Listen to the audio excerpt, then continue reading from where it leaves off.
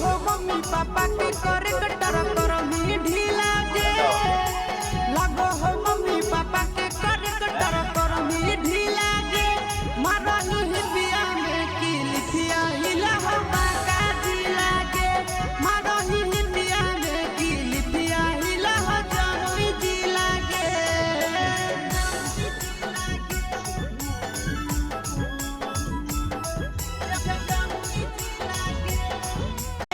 लगो हो mummy papa के करे कटर कर मीठी लागे।